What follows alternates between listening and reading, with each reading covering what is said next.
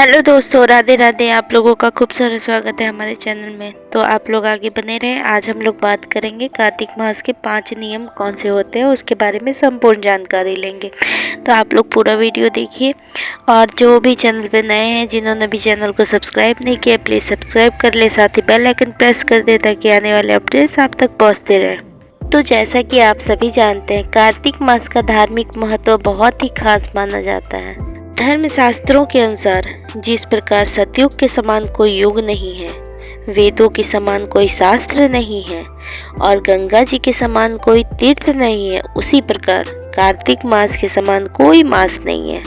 इसलिए आज हम आपको बता रहे हैं कार्तिक मास के नियम। इन नियमों का पालन आपको पूरे महीने करनी चाहिए। तो आइए अब हम लोग आगे जानते हैं कि वो कौन कौन से नियम हैं।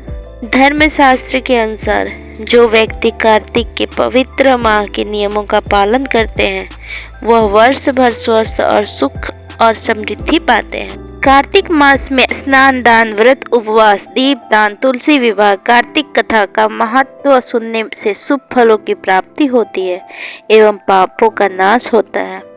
यूं तो कार्तिक मास में अनेक नियम संयम का पालन करने का विधान है, किंतु कार्तिक मास में अगर प्रमुख 5 नियमों का पालन किया जाए तो मनुष्य का लोक परलोक दोनों संवर जाता है। पद्म पुराण के अनुसार रात्रि में भगवान विष्णु के समीप जागरण, प्रातःकाल स्नान करना, तुलसी की सेवा में संलग्न रहना, उद्यापन करना और दीप दान देना, ये कार्तिक मास के प्रमुख 5 नियम हैं।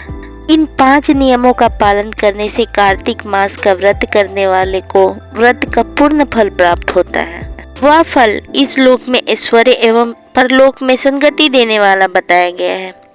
इस मास की महत्ता स्वयं ब्रह्मा जी ने नारद जी को बताई है।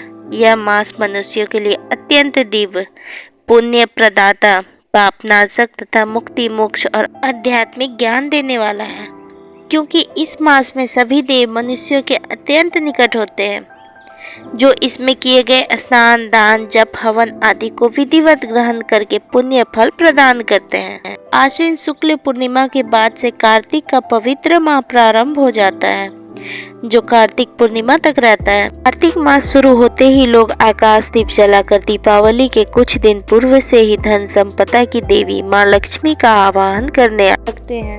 महिलाएं विष्णु भगवान के पूजा के साथ ही घर में तुलसी के समीप दीप जलाकर पूजा अर्चना करती हैं। घर के साथ ही लोग यमुना नदी के किनारे दीप दान करते हैं।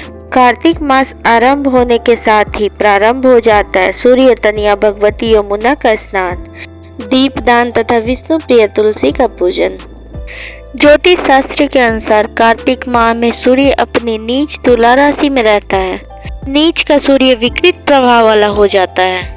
नीच के सूर्य के दुष्प्रभाव से शरीर रोग जन्य स्थिति में ना पहुँचे, इसके लिए कार्तिक मास में प्रातः स्नान का विधान बताया गया है।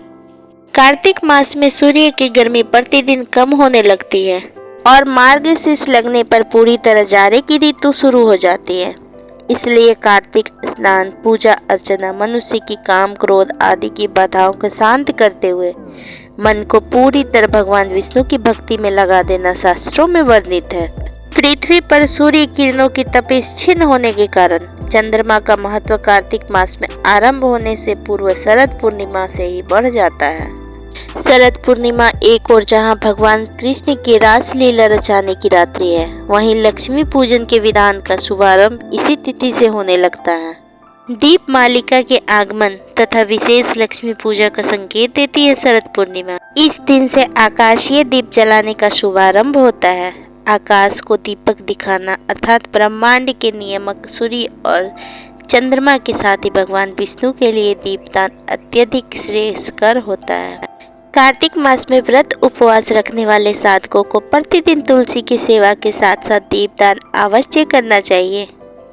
चूँकि भगवान विष्णु को तुलसी अति प्रिय है, इसलिए कार्तिक में तुलसी पूजन करने से विशेष पुण्य बल प्राप्त होता है। भगवान विष्णु को तुलसी पत्र अर्पण करके स्वयं ग्रहण करने से व्यक्ति रोग मुक्त होता है। तो दोस्तों, आज का हमारा यह वीडियो यहीं तक था। अगर आप लोगों को हमारे द्वारा दी गई जानकारी अच्छी लगी हो तो प्लीज़ चैनल को लाइक शेयर एंड सब्सक्राइब करें और ऐसे ही वीडियोस देखने के लिए हमारे साथ बने रहें। Thank you for watching my video.